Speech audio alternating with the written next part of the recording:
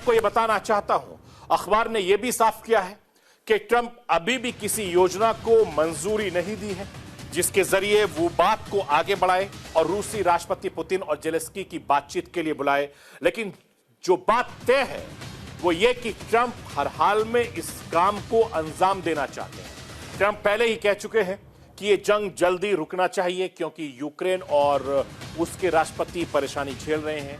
साथ ही उन्होंने Joe Biden सरकार पर भी हमला करते हुए कहा कि हमें यानी अमेरिका को रूस यूक्रेन जंग पर इतना पैसा खर्च नहीं करना चाहिए। रूस यूक्रेन जंग पर ट्रंप के पीस प्लान पर दुनिया भर के चर्चाएं हो रही हैं।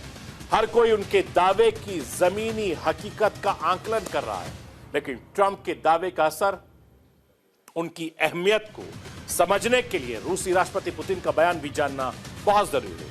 रूस के राष्ट्रपति पुतिन ने सार्वजनिक मंचों से ट्रंप की तारीफ की और ट्रंप की जीत की बधाई दी। अब पुतिन ने आखिर क्या कुछ कहा है, मैं राष्ट्र की आवाज के जरिए आपको वो बताना दिखाना चाहता हूं। लाइए।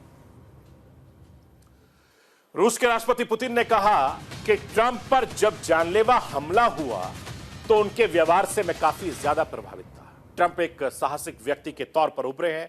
ट्रंप ने हमले के बाद खुद को बिल्कुल सही रास्ते पर रखा।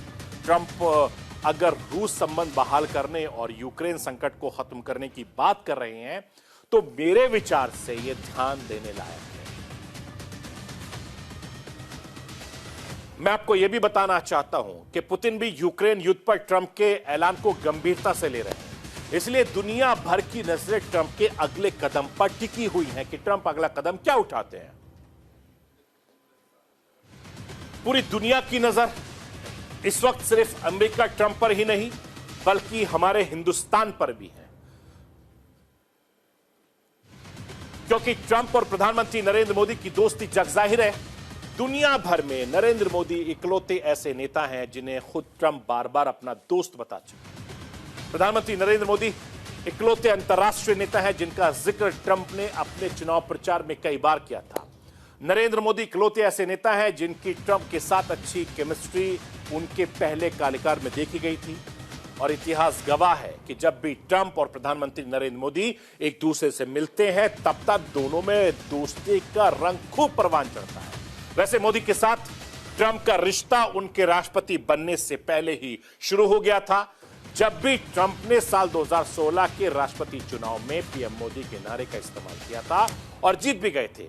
इसके बाद से 2019 में तो ह्यूस्टन में हाउडी मोदी कार्यक्रम के दौरान खुद प्रधानमंत्री नरेंद्र मोदी ने कहा था कि अब की बार ट्रंप सरकार। हालांकि तब ट्रंप जीत नहीं सके थे, लेकिन 5 साल के बाद प्रधानमंत्री नरेंद्र मोदी ने जो कहा था वो फिर से सच साबित हुआ।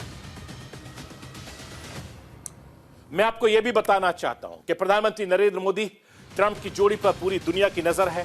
ट्रंप अगले साल यानी 2025 जनवरी में दुनिया के सबसे ताकतवर मुल्क की बागडोर संभालने जा रहे हैं। ट्रंप इस वक्त एक के बाद एक अपनी टीम को चुनने में लगे हैं। ट्रंप ने राष्ट्रीय सुरक्षा सलाहकार यानी एनएसए, विदेश मंत्री, वित्त मंत्री, इन तीनों अहम पदों के लिए अपनी पसंद पर मोहर लगा दी है। ट्रंप के ये फैसले दुनिया को बदलने के लिए काफी ज्यादा इशारा कर रहे हैं और दावा यह भी किया जा रहा है एक तरफ इससे चीन के लिए मुसीबत खड़ी होगी तो दूसरी तरफ ट्रंप के इस फैसले से हिंदुस्तान की नई संभावनाओं के रास्ते खुल जाएंगे। मैं राष्ट्र की आवाज के जरिए विदेश मामलों के जानकार रोविन सचदेवा को सुनवाना चाहता हूं। सुनिए सचदेवा साहब क्या कुछ कह रहे हैं।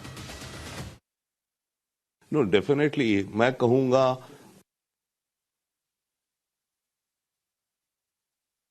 On a scale of 1 to 10 Mike Waltz की अपॉइंटमेंट इंडिया के लिए 8 पर है।